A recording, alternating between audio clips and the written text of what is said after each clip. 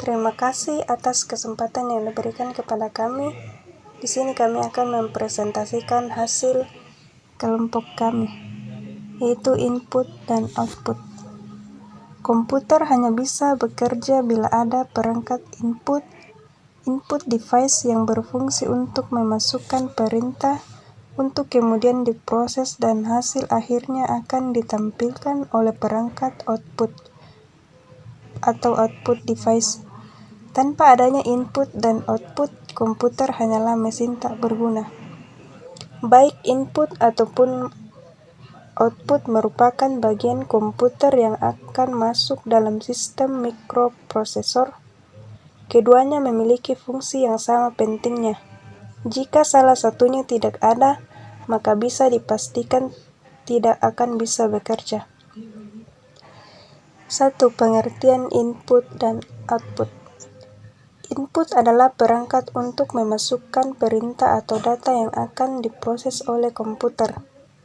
Output adalah komponen komputer yang berfungsi menghasilkan data yang bisa dilihat, didengar, ataupun dipahami.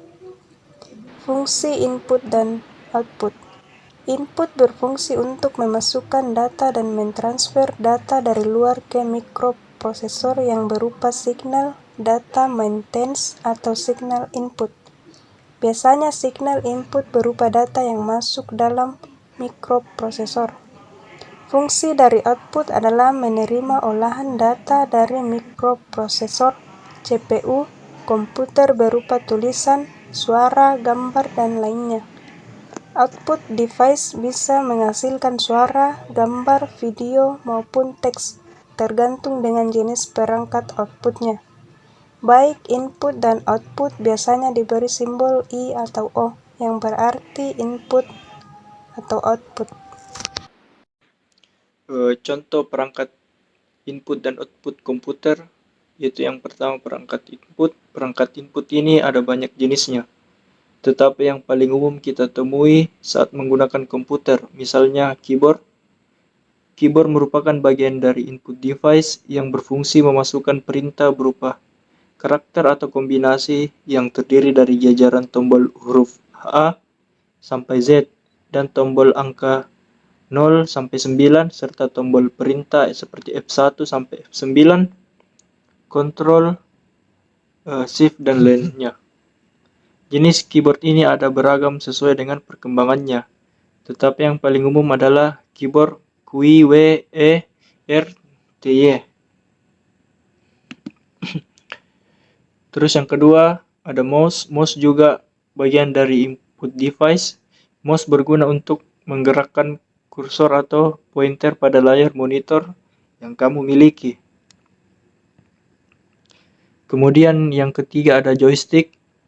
Joystick juga bagian dari input device, meskipun joystick digunakan hanya untuk bermain game dan tidak bisa digunakan untuk hal yang lainnya.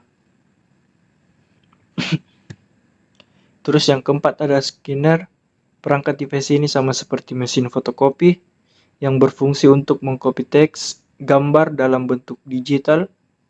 Scanner memiliki beberapa macam, yaitu flatbed scanner, PSG scanner, dan handy scanner.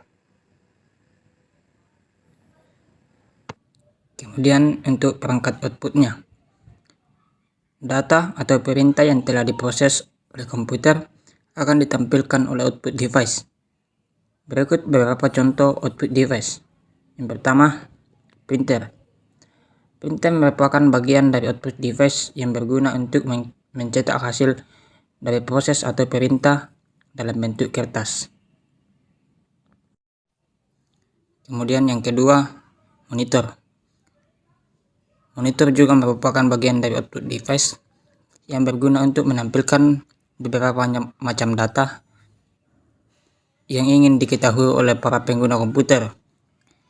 Data yang ditampilkan pada monitor merupakan olahan dari data yang berada di perangkat penyimpanan, kemudian diproses oleh prosesor. Kemudian yang ketiga yaitu speaker.